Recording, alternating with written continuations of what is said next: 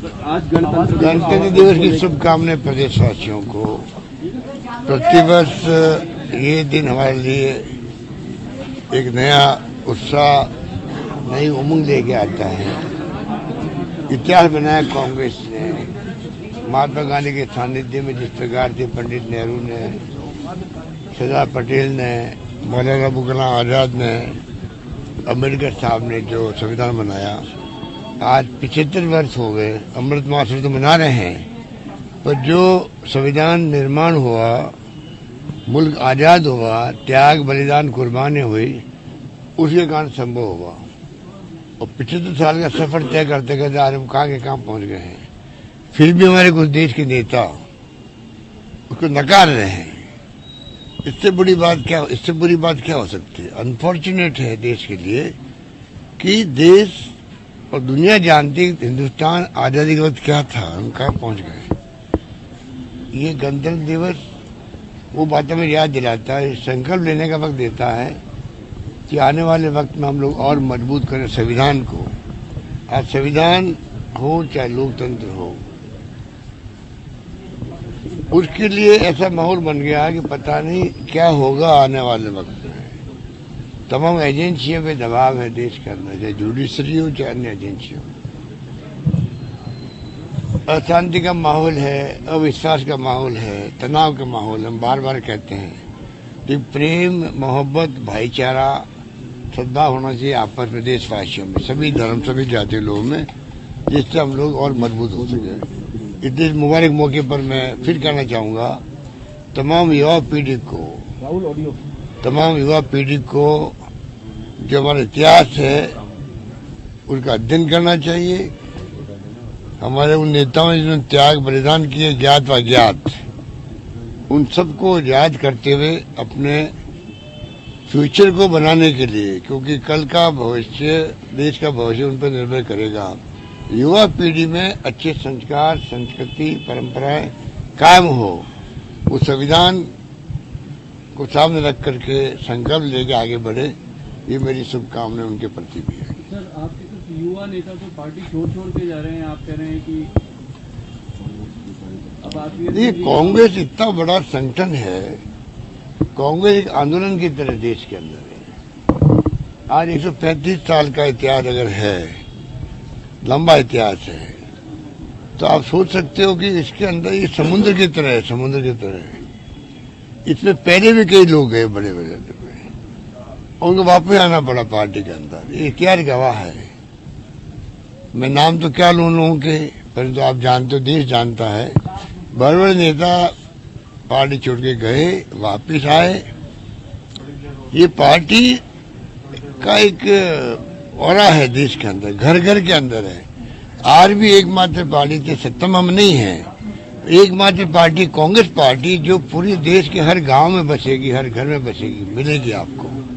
बाकी पार्टियां सत्ता में तो है, उन लोग पूछते ही नहीं, नॉर्थ ईस्ट में नहीं पूछता है बीजेपी को, दक्षिण राज्यों में नहीं पूछ रहे इन लोगों को कोई भी। आज कांग्रेस चाहे सरकार में है या सरकार के बाहर है, हर घर में घुसी हुई है। कोई छोड़ के जाए कोई फर्क नहीं पड़ता है, जाए उसका स्वागत है, आए उसका स्वागत है। राहुल गांधी ने जो बात कही थी, नहीं भाई जाना हो तो जाओ, बाकी तो कम से कम लोग काम करें। आप चले जाओगे, जो आप पार्टी में रह करके भी आप अगर पार्टी बुराई करोगे, आपके मन और मस्तिष्क के अंदर पार्टी की बात नहीं रहेगी, उससे ज्यादा नुकसान है पार्टी को। इससे अच्छा आप जाइए बाहर। तो राहुल गांधी ने भी बात कही थी। मैं समझता हूँ कि ज्यादा इन बातों को चर्चा नहीं करनी चाहिए। मीडिया चर्चा करता रहता है, इंटरव्यू, ये आधा उनको बिगाड़ देता है। हम तो कहते हैं जाने वाला भी स्वागत है, आने वाला का भी स्वागत है। अभी जो वर्तमान में हालात है, उसमें आप क्या समझते हैं कि देश किस तरह से इन हालातों से बाहर निकले, और इसमें क्या आपके कार्यकर्ताओं की भी भूमिका और साथ में जनता क्या किस तरह से? आज भी पूरा देश उद्वेलित है इनकी हरकतों से, चाहे वो केंद्र में हो चाहे बीजेपी की सरकार राज्यों में हो। आज सब जगह सरकारें जो है फेल हो रही है, जनता उद्वेलित है, इनके कारनामों को समझ रही है। असहमति व्यक्त करने वाले जेल जा रहे हैं, वो राष्ट्र विरोधी हो गए, जबकि लोकतंत्र में तो असहमति और आलोचना भी, उसका भी स्वागत करना चाहिए। इसलिए आज देश पूरा समझ रहा है, धीरे धीरे उनका ऑरा खत्म हो रहा है और जनता इनको सबक सिखाएगी। टाइम आने पर आप देखेंगे। लेकर चर्चाएं चल रही है सर। अब ये तो चर्चाएं चलती रहेगी। आप देखते हो कि आप खुद समझ सकते हो कि इनकी क्या अप्रोच है, क्या इनकी सोच है, वो सबके सामने आ रही है। देश में महंगाई बहुत भयंकर है, बेरोजगारी है, विस्फोटक रूप में बेरोजगारी है। आज नौजवान दुखी है पूरा देश का, उस पर चिंता नहीं हो रही इन लोगों को, इनको चिंता नहीं हो रही है। किसान बैठे रहे 1.5 साल तक, 1.25 साल तक, उसकी चिंता इनको नहीं है। तो लोग समझ गए जो वादे किए थे 14 के अंदर सरकार में आने के पहले, वो वादे को याद कोई करता ही नहीं इनको। उन बातों को वापस पब्लिक के सामने ले आके आ जाओ तो इनको कुछ, हमें कुछ कहने की जरूरत ही नहीं पड़ेगी। जनता तो समझती है। धन्यवाद। गवर्नर साहब वाला जो आप कह रहे हो ना, ये गवर्नर साहब राजभवन से जो आपने ये जो बात उठी है, देखिए 5 एकड़ तक का कुर्की नहीं हो, इसलिए हमने सिविल प्रोसीजर कोड में हमने संशोधन किया असेंबली के अंदर और उनको गवर्नर साहब को भेजा हुआ है। वो गवर्नर साहब आगे भेजेंगे, केंद्र में भेजेंगे। हमारा मकसद उसके बारे में है। वो जब अगर केंद्र सरकार मान लेगी, संविधान संशोधन हो जाएगा, उसके बाद में किसानों की 5 एकड़ तक की जमीन कुड़क नहीं हो सकती है। ये हमारी भावना है। अब जो कोई विधायक का नाम जो है जिसके लिए कहा गया है, वो टेक्निकली वो नाम नहीं होगा, अलग बात है, पर कानून तो पास हुई ना असेंबली के अंदर, ये तो रिकॉर्ड के अंदर है। राजभवन नहीं जानते इस बात को, तो राजभवन ने कह दिया भाई कि नहीं, इस नाम का कानून हमारे पास नहीं आया, तो नहीं आया उनके पास में।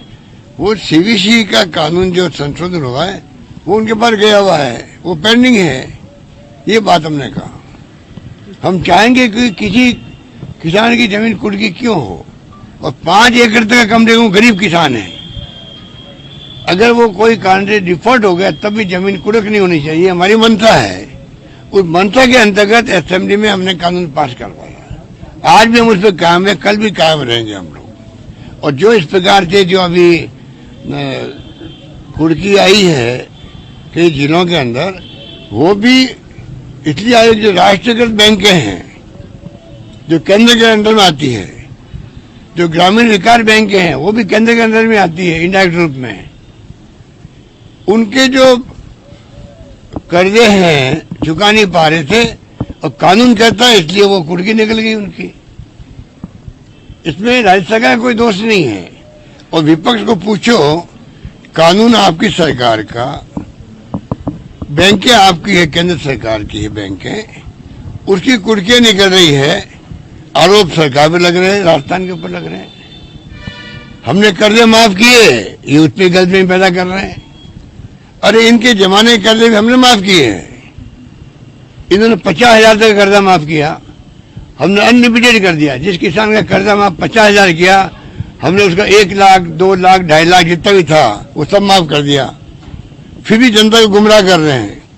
हमने कहा था कर्जे माफ करेंगे, हमारी बैंकों के कर्जे माफ होंगे। जो सरकारी केंद्र सरकार की बैंकें हैं उसके माफ हम कैसे कर सकते हैं? आज केंद्र की बैंकें हैं, उनके लिए प्रधानमंत्री को रिक्वेस्ट कर रहे हैं, वित्त मंत्री भारत सरकार को रिक्वेस्ट कर रहे हैं, भाई आप आगे आओ। अगर इंडस्ट्रीज का कर्जा करोड़ अरबों का माफ हो सकता है उनका एनपीए के नाम पर, तो किसान का एनपीए क्यों नहीं हो सकता? जिनके तो 5 लाख का, 10 लाख का, 2 लाख का कर्जे होते हैं, मामूली कर्जे होते हैं। हम बार बार कह रहे हैं भाई आप भी आगे आओ। उसमें हमने कहा है हम उसमें भी अपना हिस्सा देंगे, उनमें अपना हिस्सा देंगे, पर सेटलमेंट करके आप किसान को मुक्त करो, ये हमारी मांग है। यूपीए गवर्नमेंट ने बहुत 1000 करोड़ कर्जे माफ किए थे, तो मोदी जी गवर्नमेंट क्यों नहीं कर सकती है? और गुमराह करे, पूरे प्रदेशवासियों को गुमराह कर रहे हैं।